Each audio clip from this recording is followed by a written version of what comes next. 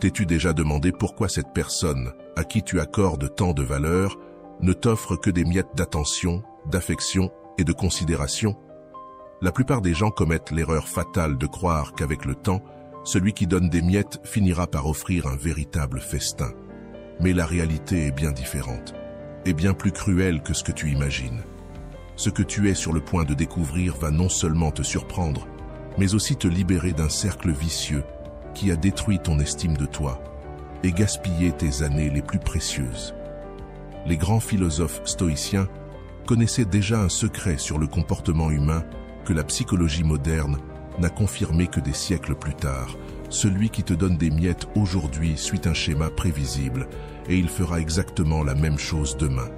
Grâce à la sagesse ancestrale du stoïcisme, tu comprendras non seulement ce que cette personne fera ensuite, mais surtout comment te protéger émotionnellement et récupérer ton pouvoir personnel. Prépare-toi, car ce que tu vas entendre pourrait changer à jamais ta vision des relations et de ta propre valeur.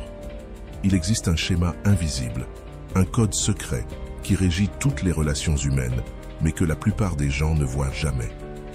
Lorsqu'une personne t'offre des miettes émotionnelles, ce n'est pas un hasard, ni une mauvaise passe, ni même le fruit de difficultés personnelles. C'est un comportement aussi vieux que l'humanité. Les stoïciens de la Rome antique avaient déjà observé ce phénomène. Ils avaient remarqué que certaines personnes fonctionnent avec un système de valeurs internes qui détermine exactement combien elles sont prêtes à investir dans chaque relation. Et voici la partie la plus choquante. Ce système ne change pas avec le temps, pas avec les supplications, pas avec les preuves d'amour. Imagine que chaque personne porte en elle une sorte de coffre-fort émotionnel. Dans ce coffre, il y a des tiroirs. Certains sont immenses, d'autres de taille moyenne, et quelques-uns sont aussi petits qu'une boîte d'allumettes. Le tiroir qui porte ton nom détermine exactement la quantité d'attention, d'affection, de temps et de considération que tu recevras. Et souvent, tu découvres avec douleur que ton tiroir a toujours été minuscule. Non pas parce que tu as fait quelque chose de mal ou que tu n'as pas assez donné, mais simplement parce que, dans la hiérarchie de cette personne, tu n'es pas en haut de la liste. Tu as sûrement remarqué des signes, mais tu les as ignorés, espérant que ce n'était que temporaire. C'est toujours toi qui appelles, toi qui proposes de se voir, toi qui entretiens le lien. Peut-être as-tu aussi remarqué que lorsque tu parles, l'autre semble absent, comme si ton attention était un luxe que tu ne méritais pas. Et le plus cruel, ces personnes développent une capacité presque surnaturelle à te donner juste assez pour te garder près d'elles. Un message tendre quand elles sentent que tu t'éloignes. Une attention soudaine quand tu commences à baisser les bras. Une petite surprise quand elles voient que tu remets la relation en question. Ce n'est pas toujours volontaire. C'est un réflexe profondément ancré, un mode de fonctionnement appris avec le temps. Le plus douloureux, c'est que ces personnes ne sont pas nécessairement mauvaises. Elles peuvent être polies, aimables quand ça les arrange, et même montrer de vrais élans d'affection. Mais ces moments sont comme des gouttes de pluie dans un désert, suffisants pour entretenir une petite flamme d'espoir, jamais assez pour étancher ta soif émotionnelle. Les stoïciens enseignaient que le premier devoir de celui qui cherche la sagesse est de voir la réalité telle qu'elle est, et non telle qu'il voudrait qu'elle soit. La vérité, c'est que ces personnes continueront à te donner des miettes, parce que ça leur suffit pour te garder. Avant de continuer, si tu n'es pas encore abonné à ma chaîne YouTube, je t'invite à le faire dès maintenant. En t'abonnant, tu seras informé de toutes mes nouvelles vidéos, ce qui te permettra de ne rien manquer de contenu précieux. Tu t'es peut-être demandé si tu exagérais, si tu étais trop exigeant, si tu demandais trop. Ces doutes ne viennent pas de nulle part. Ils sont semés dans ton esprit par ces miettes. Chaque petit geste te pousse à croire que tu es injuste, qu'en réalité, l'autre tient à toi, que tu devrais patienter. Mais la vérité, c'est que tu n'es pas fou, pas excessif, et que tu ne demandes pas trop. Tu as simplement reconnu un schéma qui était là depuis toujours. Et une fois que tu le vois clairement, tu ne peux plus l'ignorer. Ce schéma ne parle pas de toi, mais de l'autre. Ce n'est pas un reflet de ta valeur, mais de la capacité limitée de cette personne à créer des liens profonds et sincères. Quand tu acceptes cette vérité, quelque chose de puissant se produit. La brume se lève, la confusion disparaît, et tu peux enfin voir la relation pour ce qu'elle est, et non pour ce qu'elle pourrait être. Mais il y a une dimension encore plus piégeuse. Les miettes d'attention agissent comme une drogue. Ce n'est pas une métaphore poétique, c'est une réalité biologique. Chaque fois que quelqu'un qui t'ignore habituellement t'accorde soudain un geste tendre, ton cerveau libère une grande dose de dopamine, exactement comme lorsqu'on gagne à un jeu de hasard. Et le cerveau adore les récompenses imprévisibles. Elles déclenchent des réactions bien plus fortes que les attentions régulières. Le problème? Comme pour toute drogue, ton cerveau développe une tolérance. La prochaine fois, il faudra un peu plus d'attention pour te donner la même euphorie. Et quand cette personne t'ignore à nouveau, le manque que tu ressens est réel et physique. Ce n'est pas du drame, c'est ton cerveau qui réclame sa dose. Voilà pourquoi tu te sens accro, pourquoi tu n'arrives pas à l'oublier. Tu ne luttes pas seulement contre tes émotions, mais contre un système biologique programmé pour te maintenir attaché. Et c'est là que commence ta libération. Comprendre ce mécanisme, c'est briser l'illusion. Voir la vérité, c'est le premier pas vers la liberté émotionnelle. Parce que tu mérites bien plus que des miettes. Tu passes ta vie à courir après une récompense incertaine. Les stoïciens, bien avant que la neuroscience moderne ne le confirme, avaient déjà identifié ce phénomène. Ils l'appelaient les fausses passions. Des émotions intenses, basées sur des choses qui échappent totalement à notre contrôle. Ils avaient donc compris que lorsque tu places ton bonheur entre les mains d'une autre personne, surtout si cette personne est imprévisible, tu deviens son esclave émotionnel. Ce qui rend les miettes d'attention encore plus addictives, c'est l'élément d'espoir. Chaque petit geste, chaque signe, chaque mot nourrit la fantaisie que cette personne a enfin réalisé ta valeur. Tu interprètes chaque message, chaque regard, chaque petite faveur comme la preuve que les choses sont en train de changer. Cette espérance constante te maintient dans un état d'attente à la fois douloureux et agréable. Tu te surprends à vérifier ton téléphone toutes les 5 minutes, à analyser chaque interaction, à chercher des indices, à tenter de déchiffrer un soi-disant code secret qui révélerait enfin l'amour caché derrière ses comportements. Mais la vérité, c'est qu'il n'y a aucun code à déchiffrer, aucun amour dissimulé à découvrir.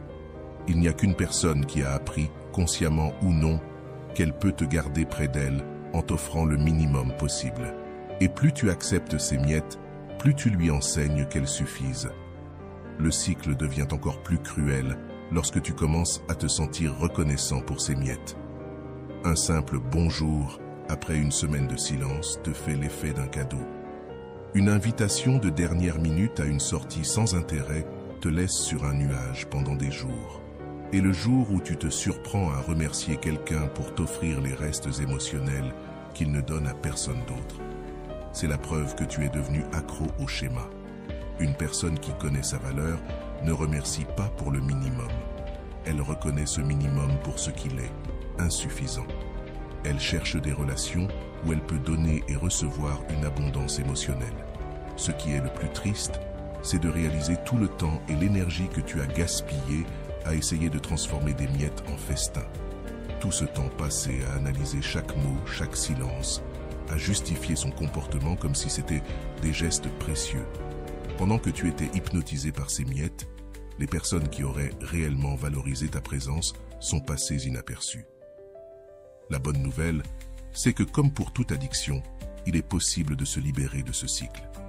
Mais la première étape, c'est de reconnaître ton addiction, d'accepter que le problème n'est pas le manque d'amour de l'autre, mais ton excès de tolérance, et de comprendre que ton bonheur ne peut pas dépendre de doses imprévisibles de validation externe. Car voici ce que tu dois savoir. Lorsqu'une personne adopte le schéma de ne te donner que des miettes, elle ne s'arrête jamais là. Il existe une progression naturelle et prévisible dans son comportement, une logique cruelle mais précise. Et plus tu acceptes ces miettes, plus cette progression s'accélère. Au début, les miettes peuvent te sembler suffisantes. Un message par-ci, un rendez-vous par-là, quelques instants d'attention sincère. Tu te dis que c'est mieux que rien. Mais cette résignation est exactement la lumière verte qu'elle attendait. Elle teste jusqu'où elle peut tirer la corde. Et quand elle réalise que tu ne pars pas, que tu acceptes le minimum, quelque chose change à jamais dans votre dynamique. La première étape, c'est la diminution de la qualité des miettes. Si auparavant ces messages étaient en chaleureux, ils deviennent froids et monosyllabiques. Si vous pouviez parler pendant des heures, elle écourte désormais les conversations. Si elle se souvenait de tes dates importantes, elle les oublie. C'est une lente érosion de la considération qu'elle te portait. Mais ce n'est pas la partie la plus douloureuse. Le pire, c'est l'augmentation de son indifférence émotionnelle. Elle ne prend même plus la peine de faire semblant. Elle annule vos rendez-vous au dernier moment, te laisse parler seule, répond à tes messages importants avec un simple emoji, ou pas du tout. Sans le savoir, elle est en train de t'entraîner à accepter toujours moins. Chaque fois que tu ne réagis pas à un manque de respect, chaque fois que tu ravales ta colère, tu lui envoies un message. La prochaine fois, tu peux faire pire. Et cette escalade mène à un stade encore plus cruel, le mépris. Elle commence à se sentir supérieure à toi. Elle prend des décisions importantes sans te consulter. Elle parle de toi comme si tu étais sans importance. Elle te garde en plan B émotionnel, pour les moments où personne d'autre n'est disponible. Le plus tragique, tu finis par intérioriser ce traitement. Ton esprit essaie de donner du sens à la situation et conclut que peut-être tu ne mérites pas plus. Peut-être que tes attentes sont irréalistes. Peut-être que tu devrais être reconnaissant pour ce que tu as. Et quand tu en arrives là, le cycle est complet. Ta faible estime de toi justifie le mauvais traitement, et ce mauvais traitement renforce ta faible estime de toi. À ce stade, elle peut aller encore plus loin, te demander des services sans jamais te rendre l'appareil, se défouler sur toi, t'humilier, te ridiculiser, en sachant que tu ne diras rien. Le plus douloureux dans tout ça, c'est que tu participes toi-même à cette escalade. Chaque excuse que tu trouves à son comportement, chaque fois que tu minimises ce que tu ressens pour éviter le conflit, tu lui donnes la permission de te traiter encore plus mal. Quand tu acceptes les miettes avec le sourire, tu enseignes que ces miettes sont suffisantes. L'escalade ne s'arrête pas parce que tu as opposé de la résistance. Elle s'arrête seulement lorsqu'il n'y a plus rien à escalader. Quand tu as été réduit à une version si petite de toi-même qu'il n'y a plus moyen de la diminuer davantage. Quand ton estime de toi est si détruite que tu n'as même plus l'énergie de demander davantage. Quand tu es devenu si prévisible dans ton acceptation qu'elle n'a même plus besoin de faire un effort pour te garder près d'elle. Mais peut-être que l'aspect le plus cruel de cette escalade, c'est qu'elle est totalement inutile. Cette personne pourrait simplement te dire qu'elle n'est pas intéressée par une relation plus profonde. Elle pourrait être honnête à propos de ses limites émotionnelles. Elle pourrait te libérer pour que tu puisses trouver quelqu'un qui valorise réellement ta présence. Mais cela demanderait un courage et une honnêteté qu'elle ne possède pas. À la place, elle choisit la solution facile. Te maintenir dans une incertitude permanente, t'offrant juste assez pour t'empêcher de partir, mais jamais assez pour vraiment te satisfaire. C'est une forme de cruauté déguisée en relation, où tu paies le prix émotionnel le plus élevé, tandis qu'elle reçoit tous les bénéfices. La seule façon d'arrêter cette escalade, c'est de refuser d'y participer. C'est reconnaître les premiers signes et avoir le courage de dire non avant qu'il ne soit trop tard. C'est comprendre que tu apprends aux gens à te traiter, non pas parce que tu dis mériter, mais parce que tu acceptes réellement. Les signes inévitables. Il y a toujours un moment crucial dans une relation basée sur des miettes, où les signaux deviennent si clairs que les ignorer exige un effort conscient pour fuir la réalité. Ces signes ne sont ni subtils, ni ambigus, ni ouverts à interprétation. Ils crient une vérité que tu connais probablement déjà dans ton cœur, mais que tu as peur d'affronter. Premier signe, la différence flagrante entre la façon dont cette personne te traite et la façon dont elle traite les personnes qu'elle considère importantes. Tu peux le remarquer dans les situations sociales, sur les réseaux, ou simplement en observant comment elle parle des autres. Elle répond immédiatement aux messages de certaines personnes, mais met des jours à répondre aux tiens. Elle annule vos rendez-vous pour accepter d'autres invitations. Elle se souvient des détails importants de la vie de tout le monde, sauf des tiens. Ce n'est pas un hasard, c'est le reflet clair de la hiérarchie qu'elle a dans sa tête, et tu n'es pas en haut de la liste. Probablement même pas au milieu. Le plus douloureux est de réaliser que cette place était fixée dès le départ et n'a jamais changé, peu importe tes efforts. Deuxième signe, sa réaction lorsque tu abordes le sujet. Les personnes qui tiennent vraiment à toi sont inquiètes à l'idée de te blesser.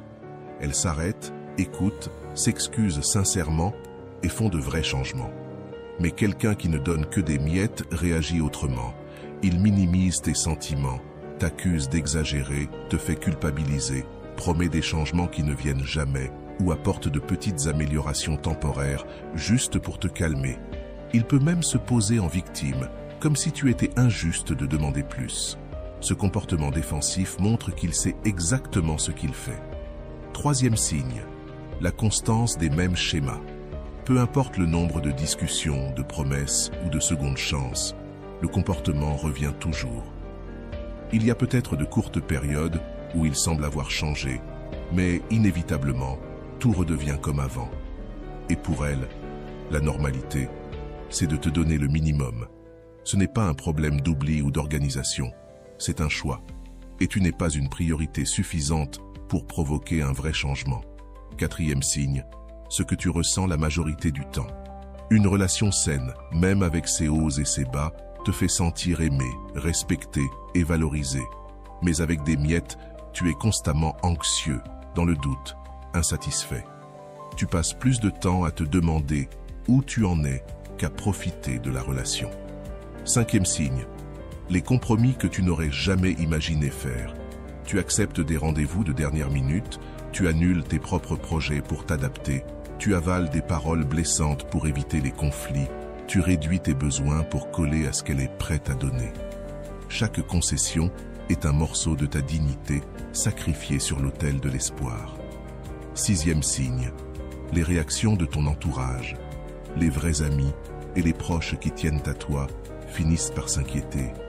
Même s'ils ne le disent pas tout de suite, tu le ressens dans leur regard, leur silence, leur changement de sujet. Ils voient ce que tu refuses de voir. Tu as changé, perdu confiance, perdu de l'énergie. Et quand ils finissent par te le dire, leurs mots sont toujours les mêmes. Tu mérites mieux. Septième signe, tu compares ta relation à celle des autres. Tu observes des couples ou des amis qui partagent un amour mutuel et ça te pince le cœur. Tu entends d'autres parler avec tendresse et fierté, alors que toi, tu peines à trouver du positif à dire. Cette comparaison n'est pas de la jalousie. C'est ton cœur qui te rappelle que tu reçois moins que ce que tu mérites. Huitième signe, tu deviens une version plus petite de toi-même. Tu négliges tes amis, tes passions, tes rêves. Tu reportes tes projets parce que tu mets toute ton énergie dans cette relation bancale. Et plus le temps passe, plus tu t'éloignes de qui tu es vraiment.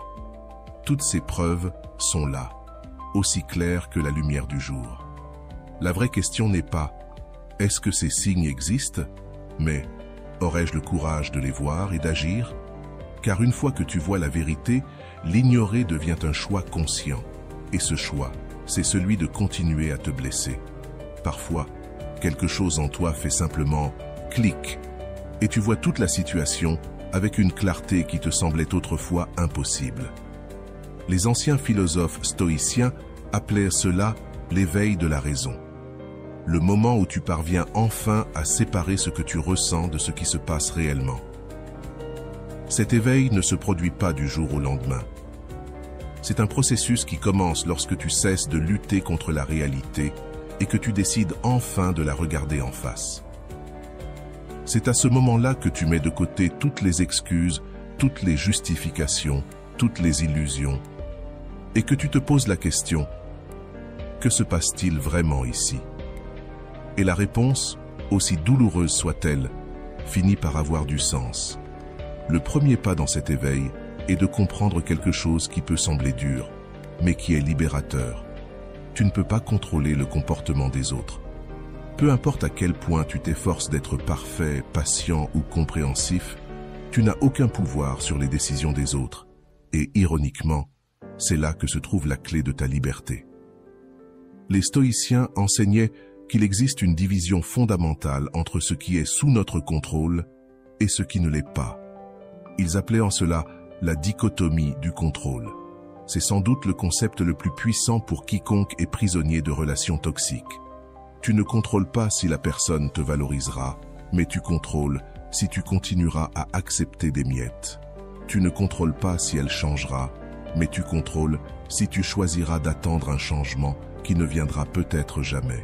Cette prise de conscience change tout, car elle te sort de la position de victime pour te replacer en acteur de ta propre vie. Tu réalises que tu n'es pas prisonnier du comportement de l'autre, mais de tes propres choix. Et si tes choix t'ont amené ici, ils peuvent aussi t'en sortir. Le deuxième aspect de l'éveil stoïcien est de développer ce que les anciens appelaient la vision objective. Cela signifie apprendre à observer une situation sans le filtre de tes émotions, de tes désirs ou de tes espoirs. C'est regarder ta relation comme le ferait un observateur neutre et se poser des questions simples. Cette personne me montre-t-elle réellement qu'elle me valorise? Ses actions correspondent-elles à ses paroles? Suis-je heureux la plupart du temps à ses côtés? Quand tu peux répondre à ces questions sans adoucir les réponses, sans inventer des excuses, sans te réfugier dans des scénarios idéalisés, tu vois enfin la vérité. Et comme les stoïciens l'ont toujours su, la vérité peut blesser au début, mais elle libère toujours à la fin. Le troisième élément de cet éveil, c'est comprendre que ta paix intérieure ne peut pas dépendre de facteurs extérieurs. Tant que tu mets ton bonheur entre les mains de quelqu'un qui ne t'offre que des miettes, tu remets le contrôle de ta vie émotionnelle à une autre personne. C'est comme dire « Mon bonheur dépend de la façon dont tu me traites aujourd'hui ». Ce n'est pas de l'amour, c'est de la dépendance émotionnelle. Et cette dépendance attire précisément ceux qui se satisfont de donner le minimum, car ils savent que tu resteras, reconnaissant pour si peu. L'éveil stoïcien t'apprend que tu es complet par toi-même. Ton bonheur, ta paix, ta valeur n'ont pas besoin d'être validés par qui que ce soit.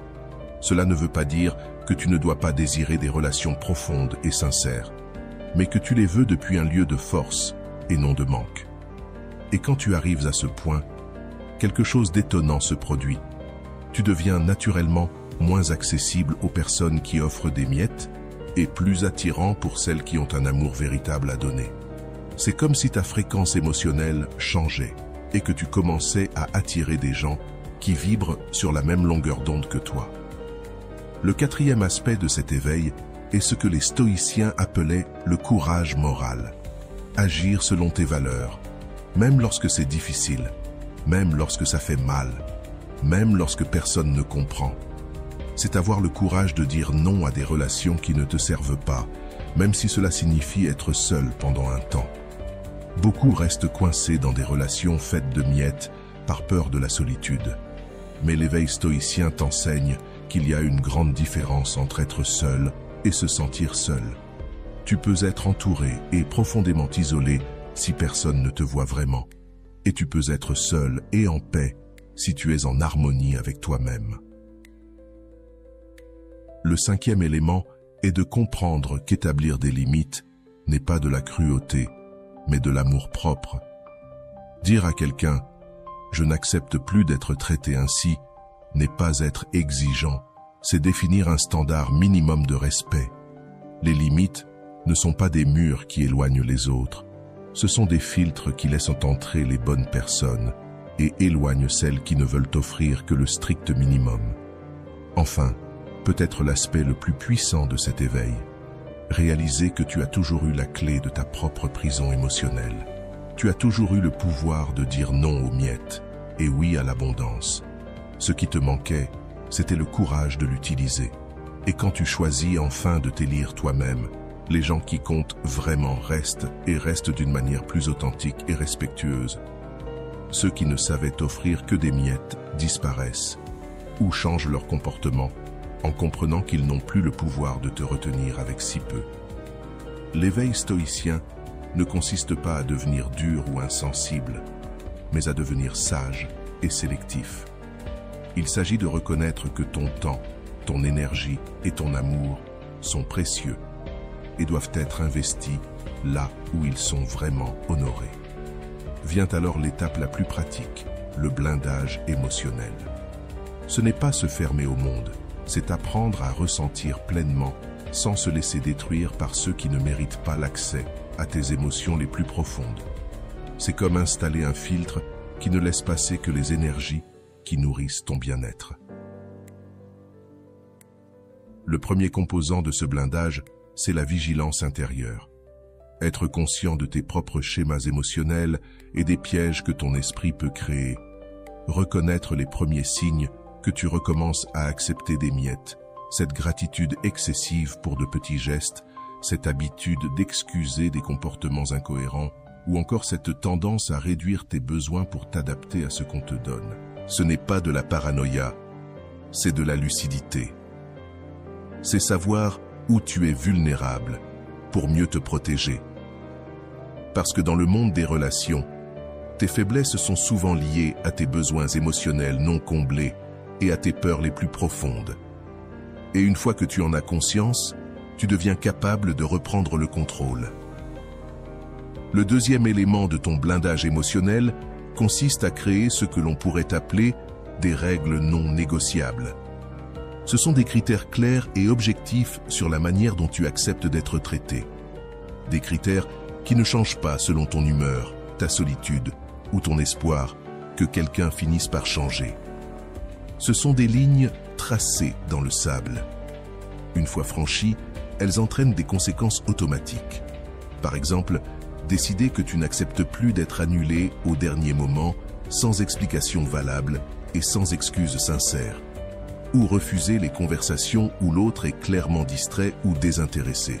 Ou encore, ne plus tolérer que l'on te contacte uniquement lorsque tous les autres plans de la personne sont tombés à l'eau. Ces règles doivent être précises, mesurables et surtout applicables. Le troisième élément est de développer ce que les anciens philosophes appelaient l'indifférence préférentielle. Cela ne signifie pas que rien ne t'importe, mais que tu ne laisses pas tes sentiments pour quelqu'un brouiller ta capacité à évaluer son comportement objectivement. Tu peux beaucoup aimer quelqu'un et reconnaître malgré tout qu'il ne te traite pas bien. Tu peux être attiré par une personne et malgré cela, choisir de ne pas investir ton énergie dans une relation qui n'a pas d'avenir. Cette indifférence préférentielle est l'une des compétences les plus difficiles à acquérir, car elle va à l'encontre de tous les contes de fées qui nous répètent que l'amour triomphe de tout. Mais la vérité, c'est que l'amour seul ne suffit pas. Il doit être accompagné de respect, de considération et d'efforts sincères. Ta protection émotionnelle t'apprend à valoriser l'ensemble du package, pas seulement le sentiment isolé. Le quatrième élément consiste à créer des systèmes de soutien qui ne dépendent pas de la personne qui t'offrait des miettes. Cela signifie investir du temps et de l'énergie dans d'autres amitiés, dans des passe-temps qui t'apportent du plaisir, dans des activités qui te font te sentir accompli, indépendamment de l'état de ta relation. Il s'agit de diversifier tes investissements émotionnels pour qu'aucune personne n'ait un contrôle total sur ton bien-être. Beaucoup acceptent les miettes parce qu'ils ont placé tous les œufs de leur bonheur dans le même panier. Toute leur joie, tout leur sentiment de valeur, tout leur espoir pour l'avenir repose sur une seule personne. Quand cette personne n'offre que des miettes, ils se désespèrent car ils n'ont pas d'autre source de satisfaction émotionnelle. Ton blindage émotionnel, lui, inclut toujours plusieurs sources de joie et d'épanouissement. Le cinquième élément, c'est développer ce que l'on pourrait appeler une mémoire émotionnelle. Cela ne veut pas dire oublier les mauvaises expériences, mais ne pas laisser les bons moments isolés, effacer les mauvais schémas constants. Les personnes qui offrent des miettes sont expertes pour créer des instants magiques juste au moment où tu es prêt à partir. Elles ont un timing presque surnaturel pour te donner un peu plus d'attention quand elles sentent que tu t'éloignes. Mais ton blindage émotionnel t'apprend à voir ces moments pour ce qu'ils sont vraiment. Non pas la preuve d'un changement sincère, mais des tactiques, conscientes ou non, pour te retenir. Tu apprends à valoriser la constance plutôt que l'intensité, les schémas globaux plutôt que les moments isolés, les actions répétées plutôt que les promesses occasionnelles. Le sixième élément est ce que les stoïciens appelaient les cercles de préoccupation. Tu investis ton énergie émotionnelle dans des cercles concentriques, les personnes les plus proches du centre reçoivent plus de ton attention et de ton soin, tandis que celles qui sont plus éloignées en reçoivent moins. Et la position de chacun dans ces cercles dépend de son comportement, pas de tes sentiments pour lui. Cela signifie que quelqu'un qui n'offre que des miettes glisse automatiquement vers les cercles les plus extérieurs, peu importe à quel point tu es attiré par cette personne. Et à l'inverse, quelqu'un qui démontre un soin sincère et constant se rapproche de ton cercle intime, même si au départ, tu ne ressentais pas une passion débordante. Le 7e élément de ta protection émotionnelle consiste à créer des rituels de soins personnels qui te reconnectent à ta propre valeur quand c'est nécessaire. Ces rituels peuvent inclure la méditation, l'exercice physique, des activités créatives ou simplement des moments de solitude où tu te rappelles qui tu es lorsque tu n'essaies pas d'impressionner ou d'obtenir l'approbation de qui que ce soit. Ces pratiques agissent comme des ancres émotionnelles qui te ramènent à ton centre chaque fois que tu sens que tu te perds à nouveau dans des relations qui ne te servent pas. Elles te rappellent que tu es complet par toi-même et que toute relation doit t'ajouter à ta vie, pas être ta seule source de bonheur. Enfin, le 8e élément peut être le plus important est de développer la capacité de dire non sans culpabilité et de dire oui seulement quand tu le veux vraiment. Ta protection émotionnelle inclut une barrière automatique contre les demandes, attentes ou sollicitations qui ne sont pas alignées avec tes valeurs et tes priorités.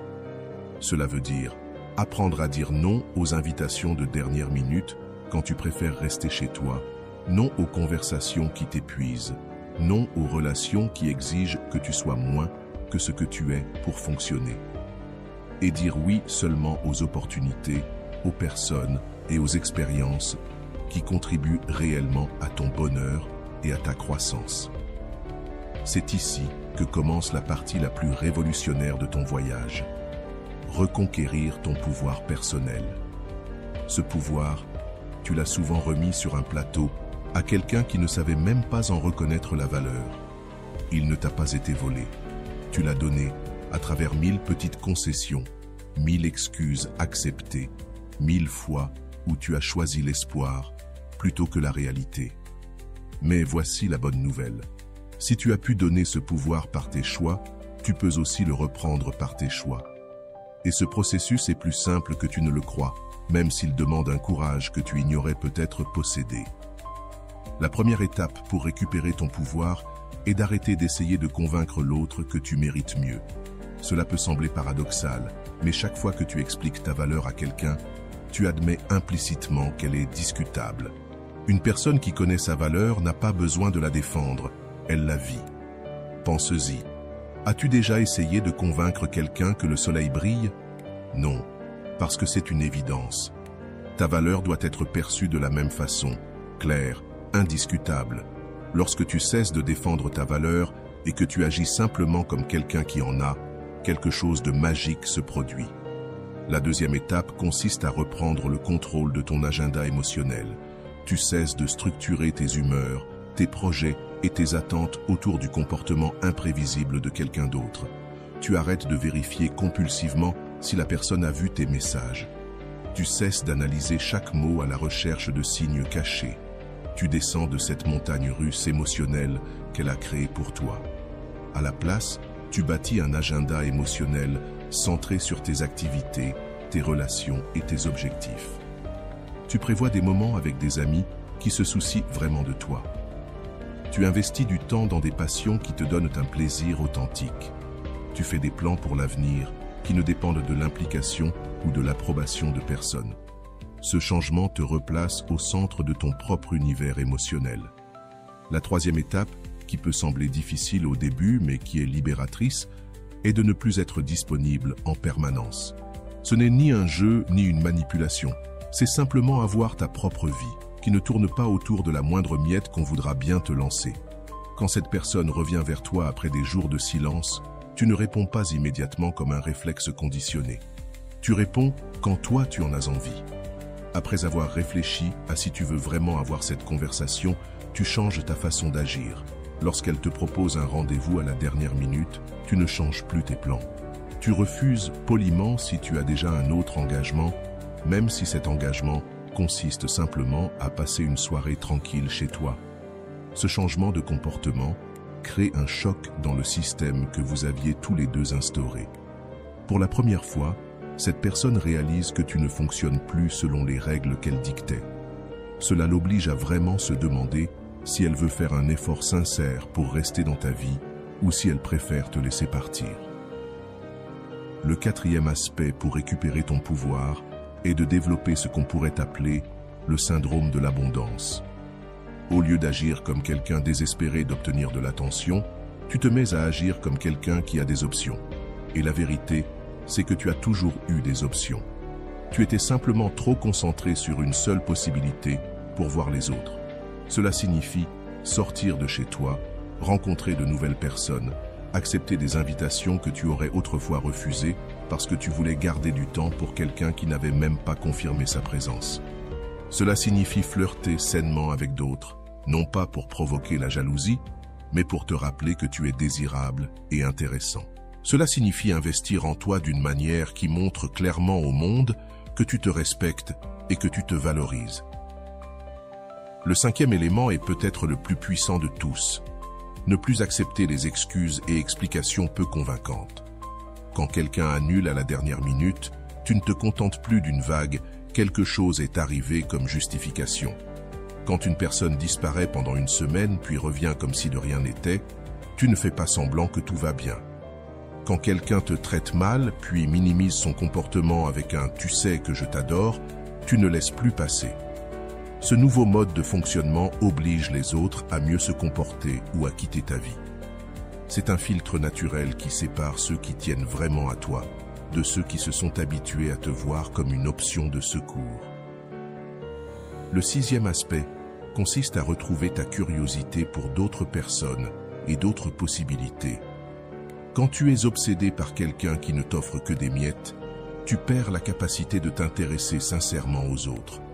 Tout le monde paraît moins intéressant comparé à ton obsession, même si cette obsession te traite mal.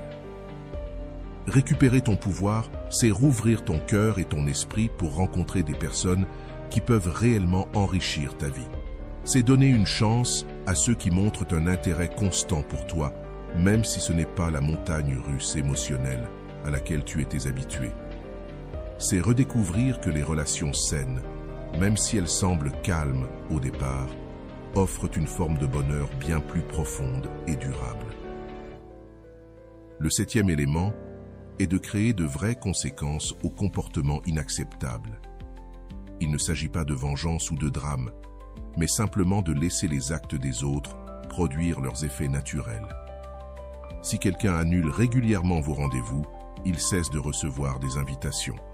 Si quelqu'un ne vient te voir que quand il a besoin de toi, tu cesses d'être disponible pour ses demandes. Si quelqu'un te traite comme une seconde option, tu cesses de le traiter comme une priorité. Ces conséquences enseignent aux autres comment tu veux être traité, bien plus efficacement que 1000 conversations à ce sujet. Elles créent un système où les mauvais comportements ne sont tout simplement pas récompensés par ta présence, ton attention ou ton énergie. Enfin, le huitième et dernier aspect pour reprendre ton pouvoir est de développer une confiance inébranlable. Tu sauras que tu iras bien, peu importe ce qu'une personne spécifique décide de faire. Cela ne veut pas dire que tu ne te soucies de personne, mais que tu refuses de laisser qui que ce soit avoir un contrôle total sur ta joie. Tu développes la certitude que si quelqu'un quitte ta vie, tu rencontreras des personnes encore meilleures. Si quelqu'un décide de ne pas te valoriser, tu trouveras quelqu'un qui le fera. Si quelqu'un t'offre seulement des miettes, tu auras la force de refuser et d'aller chercher l'abondance ailleurs. Cette confiance devient une prophétie autoréalisatrice. Lorsque tu crois vraiment que tu mérites le meilleur et que tu agis en conséquence, tu attires ce meilleur. Quand tu cesses d'accepter des miettes, les gens commencent soit à t'offrir un véritable festin, soit à quitter la scène pour laisser la place à ceux qui sont prêts à le faire. Reprendre ton pouvoir ne consiste pas à te venger de ceux qui t'ont donné si peu, mais à te reconnecter avec la personne forte, précieuse et complète que tu as toujours été, mais que tu avais oubliée pendant un temps. c'est redevenir le protagoniste de ta propre histoire, plutôt qu'un simple personnage secondaire dans celle de quelqu'un d'autre. Et voilà, j'espère que vous avez trouvé beaucoup de valeur dans cette vidéo. Merci d'être resté jusqu'à la fin de cette vidéo. J'adore quand vous faites ça. Si vous voulez une autre vidéo sur ce sujet, écrivez en commentaire. J'en veux encore plus. J'espère vous revoir dans une autre vidéo. Merci pour ton temps. Prends soin de toi et à bientôt.